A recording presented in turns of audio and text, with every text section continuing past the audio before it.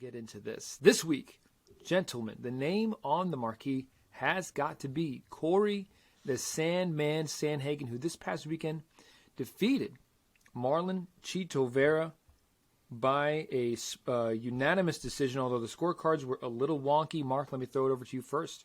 What was your impression of the fight and over Sandhagen's performance, Chito's performance, and the scorecards in the end? I mean, the scorecard was just wild. I mean, like, that dude needs to go to jail, or I'm not sure. I don't know how you possibly generate that scorecard.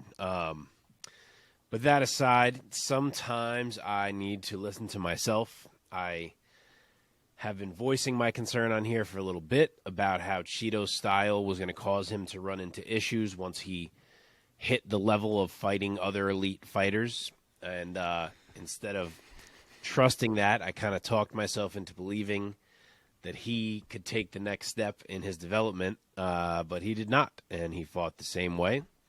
And exactly what I was afraid of is what happened. He was faced with a style that was, A, constantly mixing it up and scoring points when he wasn't.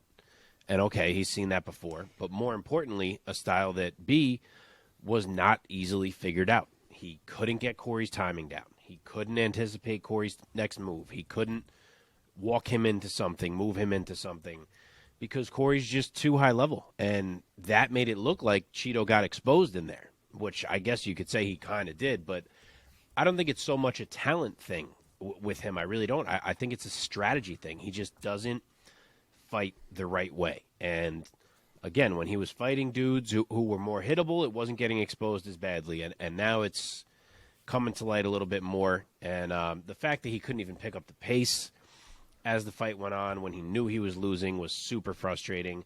The first time he finally picked it up was with like 20 seconds left. Yep. And the fight ends, and you're like, wow, that was a cool 20 seconds. Like, imagine he had fought that way the whole fight. I wonder if this could have looked any different. So, I don't know.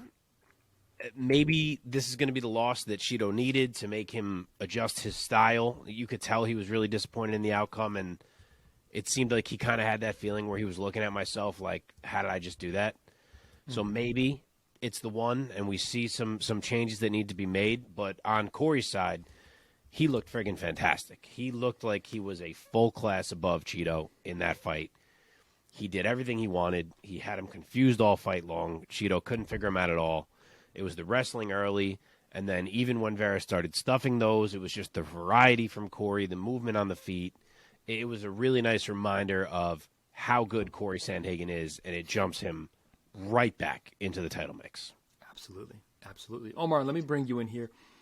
Give us your take on the techniques that Cory was throwing out, sort of thwarting Vera's style.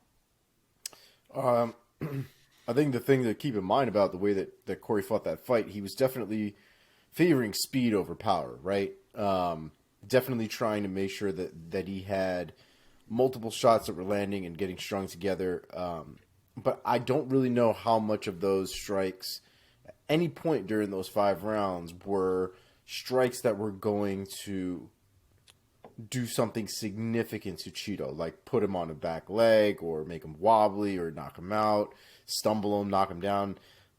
Obviously, with these little gloves, anything is possible, but it was just one of those things where I felt like Chito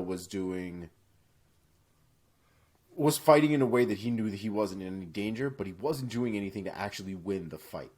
And he spent a lot of time, like Mark said, kind of calculating or trying to figure out a way to get in there, but it wasn't really working for him. I think the real big issue is that he's not really... So for me, like in my head, somebody who's moving that much and using movement to that extent and circling and doing all these things, I'm not sure how long it would have taken many fighters to get to a point where you're like, just go for the legs. Try to go for the legs. Try to hit some leg kicks. Try to slow down Cory's movement. Try to make one of his legs heavier at least than the other if you can't get both. And Chito just didn't really seem to do anything. Like, there was no adjustment at any point, not even trying different things. 5 rounds to fuck around and figure something out.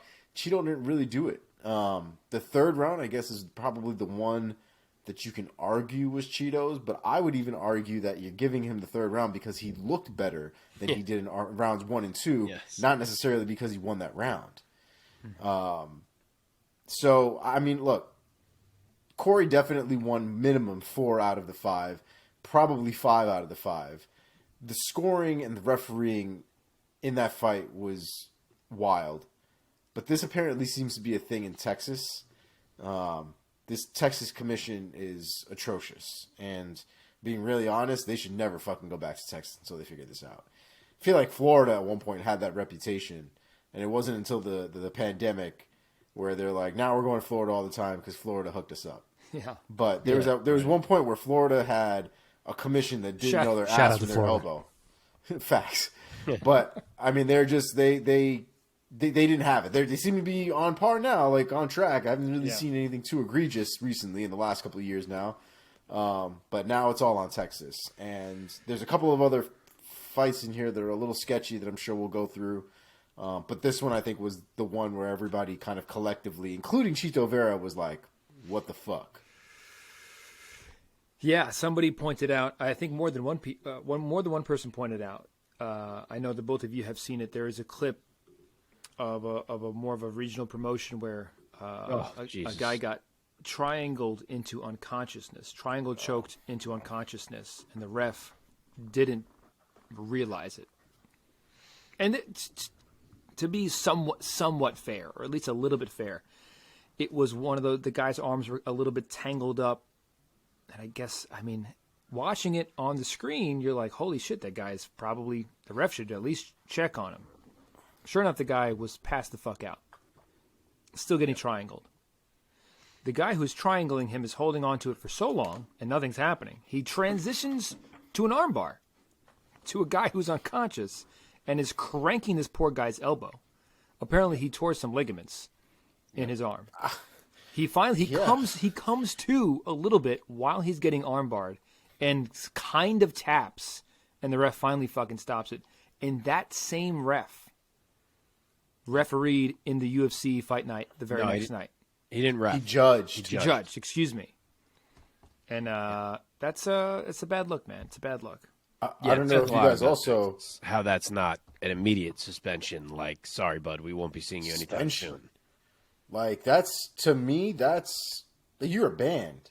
Well, I don't think you can ban a guy without him having I think it has to be a suspension before you can actually accomplish a ban. That's why I'm saying it that way. Yeah. I don't think there might be some technicalities in there, but the end goal better be he never fucking referees again, ever in his life. Well, that clip, which is one of the harder ones to watch that I've seen. I think it might have been the hardest I've ever watched. Yeah. I couldn't understand how no one was jumping into the cage. Right. Like, usually once you hear people yell a little bit to try to tell the ref, and if the ref doesn't hear them, they're in the cage. This one, people are yelling for, like, I don't even know what, 30 seconds, and no one jumps in. I throws in don't know a towel or any. I don't know what. Yeah. Not even his corner, but I don't know like other officials. Yeah. What was he doing though? The whole time I'm trying to watch the beginning of that clip, and I'm trying to understand what his thought process is. What are you doing? What are you looking for? Too casual. It just, he has a face of somebody who's like looking for something, and he's not finding it, and the fucking guy is dying right on the mat, and I don't know. I don't know what he's looking for. I don't know what more you need. If a guy is that, I mean, first of all, you got to know what you're looking at. You have to have an understanding of what a triangle looks like when it's sunk in, when it's deep, and when it's locked in. And you got to be talking to the guy who's in the submission, yelling at him, telling him to respond to you a little bit, show you something, wiggle his arm a little bit. It's ridiculous. And I'm not a ref. I've never reffed. As a ring announcer, I've said many times, of all the different jobs, mine is towards the easier end. There are some moments where it's, it feels a little bit high pressure for me, but the fighters have the hardest job. I think the ref has the second hardest job. I think the judges have a harder job than me, so the refs don't have an easy job. I get it, but at the same time, it really raises a lot of questions. But here's my thing, and we kind of talked about this. We talked about this because of the earlier. decision, because he was judging the next night. Oh, right. Sorry, yeah. He didn't judge his fight, but yeah. and just the Texas Commission in general, and how these things happen. How this man even went from that night right into the UFC fight, and no one said anything. No one batted an eye. No one cares. And like Mike had a point that we were talking about in our group chat about, there should be some sportsmanship between some of the fighters and kind of letting go and to a certain extent kind of having the fighter have his own personal responsibility of figuring out when the end of that fight is, if he can feel the guy go out and this, that, and the other. And I get the sentiment. I don't like it. And I don't think it should be on the fighter. And I think there's a reason why there are referees in a fight. And the reality is there are, and we've seen it in modern day MMA where there is a ref, where guys are tapping or guys are submitting, and then if the referee doesn't see it, the guy's let go, and he's like, nah, I didn't say anything, I didn't do anything. And now we're all stuck in this shit show. It doesn't happen very often, but it happens enough that if we start putting it on the fighters in the middle of this chaos, then there's no real fight. You know what I'm saying? Guys can do sneaky shit and do weird things, and it shouldn't be up to these fighters. These fighters, at the end of the day, are fighting for their own lives. One mistake, like we saw with what's his name, the kid who fucking bent his leg 45 degrees the wrong way. Phantom taps can happen. You know what I mean? Like, I think the referees are there for a reason, but I think we need to stop trying to figure out how to circumvent bad referees by putting the responsibility on other people. 100%. Have good referees.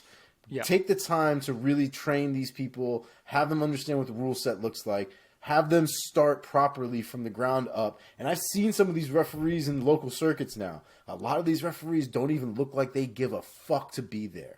Yeah. So don't employ them. Yes. Find somebody else. Somebody in the stands could probably do a better job than half of the referees that they seem to employ at these places who don't even seem like they want to be there. So they need to figure it out.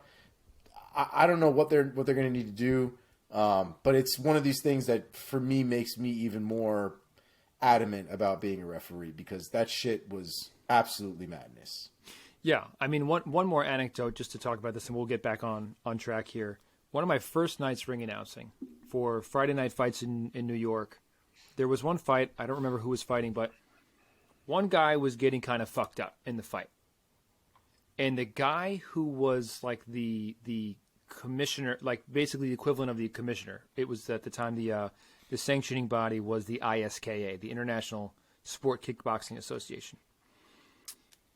His name was Tom, and he was on his feet right next to me. I was sitting right next to him at ringside. He was lighting up this ref, screaming at this ref to fucking stop the fight because this kid was just getting fucked up. And he was taking too much punishment. And he's like, what are you doing? Like, you're not giving him a standing A count. You're not stepping in. And the kid was just taking unnecessary punishment. And I think he was right in that moment. So more of that. Like, where was that, man? Anyway, we're getting a little too far afield here. But bringing it back, let's talk about where these two bantamweights go from here. Let's start with Chito Vera. Mark, what are you doing with Chito if you're the matchmaker for the UFC?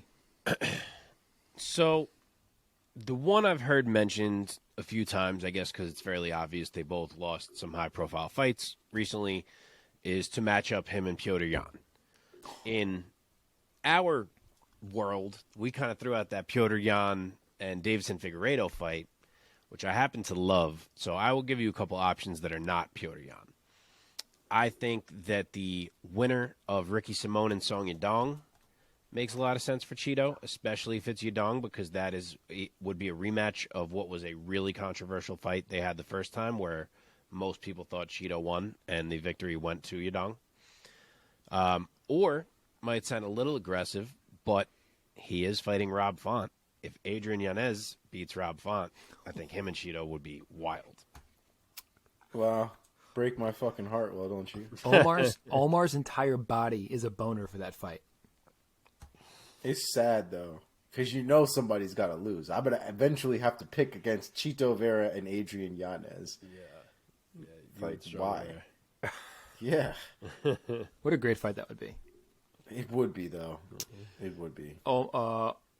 good to move on to Omar for his idea for Chito. Omar, if you had your druthers, what would you do next with Chito Vera if you were the matchmaker for the UFC?